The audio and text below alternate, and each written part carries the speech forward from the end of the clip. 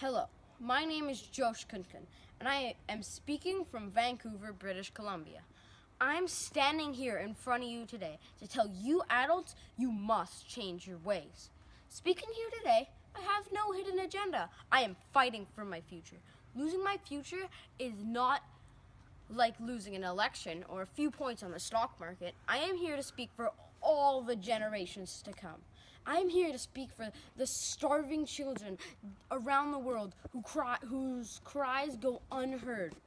I am here to speak for the countless animals dying across this planet because they have nowhere left to go. I am afraid of the floods, the droughts, the hurricanes, and the extreme weather that is unfolding around the world. I'm afraid to breathe the air because I have no idea what chemicals are in it. Today, we hear of animals and plants going extinct every day, vanishing forever. In my life, I have dreamt of seeing the great herds of wild animals, jungles and rainforests full of birds and butterflies. Now, I wonder if they will even exist for my children to see. Did you have to worry about these things when you were my age? All this happened before our eyes, and yet we act as if we have all the time in the world and all the solutions. I am a child of 3 siblings, and I don't have all the solutions. But I want you to realize, neither do you. You don't know how to get the carbon out of the atmosphere. You don't know how to bring the salmon back up a dead stream. You don't know how to bring back an animal now extinct. And you can't bring back the rainforest that once grew where is now a desert. If you don't know how to fix it, please stop breaking it. As adults, you might have a job, an official title. You might be delegates of your governments or business people or organizers, reporters, professionals, or politicians. But you really are the mothers and fathers, sisters and brothers, aunts and uncles, and all of you are someone's child. I am a child of 3 siblings, and I know we are all part of a family. 7.5 billion strong, in fact 30 million species strong, and borders and governments will never change that. I am a sibling of 3. I have 3 siblings, and we are all in this together. I'm only a child, and yet I know we're all in this together and should act as one single world towards one single goal. In my anger, I am not blind, and in my fear, I am not afraid of telling the world how I feel. In my country, we make so much waste. We buy, throw away, and yet northern countries will not share with the needy.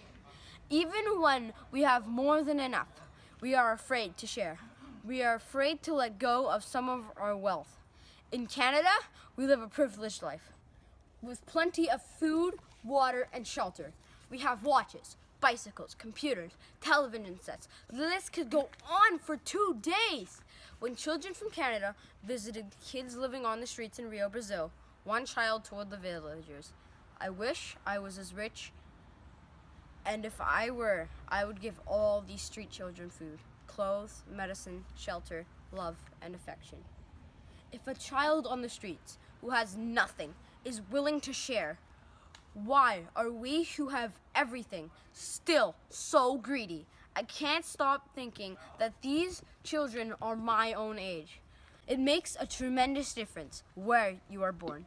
I could be one of those children living in the favelas of Rio. I could be a child starving in Somalia, or a victim of war in the Middle East, or a beggar in India.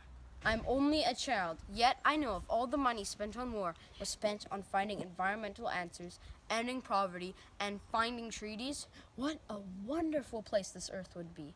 At school, even in kindergarten, they teach us how to behave in the world. You teach us how to not to fight with others, to work things out, respect others, to clean up our mess, and not to hurt other creatures, to share and not be greedy. Why do you go out and do things you tell us not to do? Don't forget the most important rule of any generations of adults, to ensure that the world is safe and secure for the next generation that inherits it. We are your own children. You are deciding what kind of world we are growing up in. Parents should be able to comfort their child by saying every night, everything's gonna be all right. It's not the end of the world. We're doing the best we can. But I don't think you can say that to us anymore. Are we even on your list of priorities? My mom always says, you are what you do, not what you say. Well, what you do makes me cry at night. You grown-ups say you love us, but I challenge you. Please make your actions reflect your words. Thank you.